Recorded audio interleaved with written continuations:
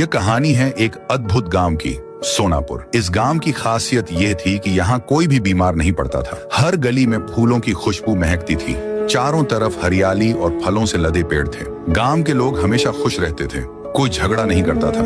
लोग इतने अमीर थे कि अगर किसी का पैसा गिर जाए तो भी कोई नहीं उठाता। पर इस स्वर्ग जैसे गांव में एक भयानक डर छिपा था। हर रोज एक विशालकाय चील गांव पर मंडराती थी। उसका नाम था रॉकेट। वह चील अचानक नीचे उतरती, किसी एक इंसान को पंजों में पकड़कर उड़ जाती। गांव वाले उसे रोक नहीं पाते थे। दरअसल रॉकेट चील व्हाइट 444 नामक एक खतरनाक अपराधी के आदेश पर काम करती थी।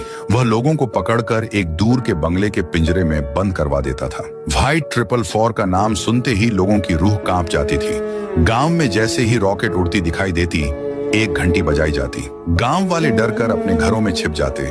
दुकानें बंद हो जाती, अस्पताल तक सूने हो जाते। पूरा गांव इस चील और उसके मालिक के आतंक में जी रहा था। गांव का रक्षक था राइस्टार। एक दिन उसका दोस्त रोते हुए बोला, अगर यही चलता रहा तो सोनापुर खत्म हो जाएगा, कुछ करना होगा। राइस्टार को पता चला कि रॉकेट चील की तरह ही एक और चील है, परमाणु, जो उससे कहीं ज्यादा ताकतवर है।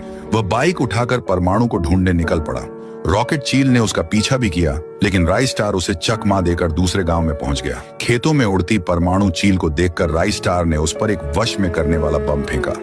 चारों तरफ धुआं फैल गया और परमाणु चील वश में आ गई। राइस्टार बोला, परमाणु जी, आपके जैसे एक चील रॉकेट हमारे गांव को तबाह कर रहा है, क्या आप उसकी मदद रोक सकते हैं? परमाणु ने बिना समय गंवाए रॉकेट के अड्डे की ओर उड़ान भरी। वहां पहुंचते ही चीलों के बीच घमासान युद्ध शुरू हो गया। पंखों से वार, पंजों से हमले और तेज चीखों के बीच लड़ाई देर तक चली।